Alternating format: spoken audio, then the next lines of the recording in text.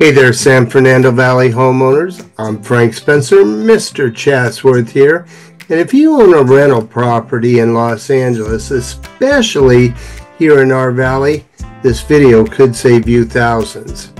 We're diving into LA's mandatory relocation assistance fees, why they can cost a landlord over $25,000 per unit, and what's being done about it, if anything.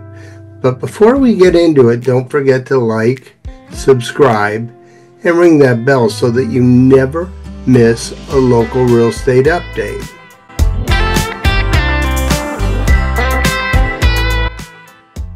So what is relocation assistance? The Rent Stabilization Ordinance, or RSO as it's known, has been around since 1979. Originally, it was conceived as a temporary bill and it renewed each year until 1982 when it became permanent. It covers most rental properties built on or before October 1st, 1978, including a lot of homes right here in the valley. If you're removing a tenant for a no-fault reason like owner move-in or taking the unit off the market, you're legally required to pay relocation assistance. Now you might ask, how much does it cost? Well, as of July 1st, 2024, the mandatory payouts are as follows. If you're an eligible tenant, you've been there more than a year, maybe up to 3+ years, probably going to pay about $13,500. But if you're a qualified tenant, and that includes seniors, the disabled, or families with minor children, that number could grow upwards of $25,000. And remember, it's per unit, not per person. Next question you might ask is, does this expire? And the short answer is no. The amount simply adjusts yearly based on the CPI, but the obligation to pay relocation assistance, well, it's permanent under LA law. My big question would be, is this being challenged? And the short answer is yes, and it's key. In 2023, the Apartment Association of Greater LA filed suit to overturn these rules, saying that they're just unconstitutional.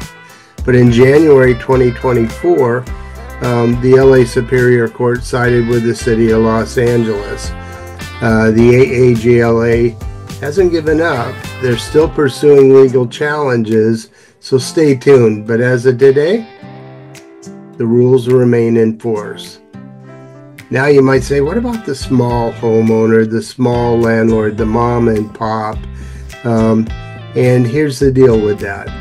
If you own 4 rental units or less, plus your own single family home, you may qualify for reduced relocation fees, but only if the property is being taken away for owner-occupied or a qualified family member to occupy the property.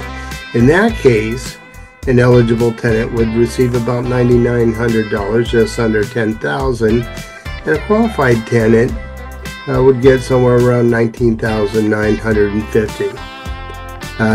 Now this mom and pop landlord situation can only be used once every 3 years, and your relative can't own other property in LA. But here's the real world impact. I've worked with local landlords who were hit hard. Imagine that you rented your home out for, say, $3,500 a month, and at the end of the lease, you decided to sell the home. You'd be required to pay the tenants more than $20,000 in relocation fees. That could represent a 25% rebate or more to the tenants, and it doesn't matter if you have a mortgage, property taxes, and the hard-to-get property insurance. As you can see, these aren't abstract numbers, and they affect real decisions every day. And if you'll allow me a rhetorical question, I would ask, how is this fair? And I'll leave it there. If you're thinking about selling a rental or reclaiming it, You need to plan around these fees. One wrong step can cost you tens of thousands of dollars. Now, if you like this video and you found it helpful, click like. Also, please subscribe to the channel and never miss an update from Mr. Chatsworth Real Estate. I'm Frank Spencer, Mr. Chatsworth, and in this market, experience really does matter. I'll see you around the neighborhood.